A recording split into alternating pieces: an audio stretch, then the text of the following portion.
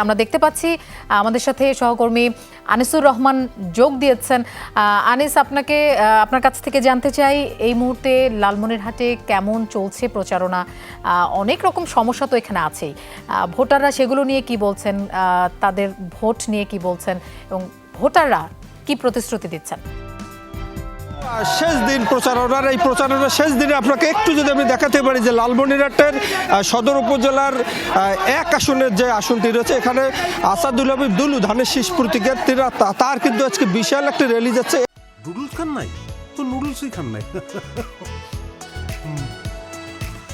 এই র্যালিটি কিন্তু মূলত এটা ভোটার শোভাযাত্রা নামে এরা নাম দিয়েছেন, যেখানে বিভিন্ন শ্রেণীর পেশাজীবীর লোকজন আছেন, ভোটাররা আছেন, যেমন বিভিন্ন ক্লাব সহ বিভিন্ন রকম ইয়ারা আছেন, বিভিন্ন ক্লাব সংগঠন সহ প্রায় শতাধিক ক্লাব অংশগ্রহণ করছেন, যেমন স্পোর্টস ক্লাব, শ্রমিকের ক্লাব, বিভিন্ন ক্লাব অংশগ্রহণ করছেন। আর এখানকার ভোটারদের কাছ থেকে আমি যেটি জেনেছি যে তারা একটাই যাচ্ছেন, যেহেতু সীমান্তবর্তী জেলা এবং তিস্তা ধরলা নদী বেষ্টিত জেলা, তারা কিন্তু চরম দুর্ভোগে থাকে। তিস্তার যখন ভাঙন শুরু হয়, তারা চান যে এখানকার যারাই নির্বাচিত হোক না কেন তিস্তা মহাপরিকল্পনা বাস্তবায়ন করবেন এবং সীমান্ত এলাকায় মাদক রোধে কাজ করবেন।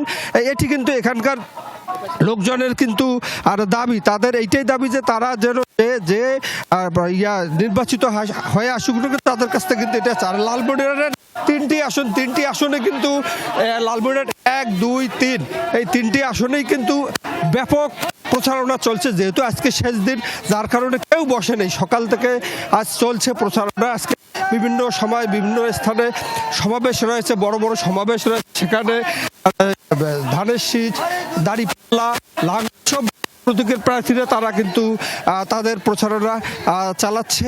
আর এখন যে র্যালিটি আপনাকে দেখা যাচ্ছে, এটি কিন্তু লালমনিরহাটের একটি স্মরণকালের র্যালি।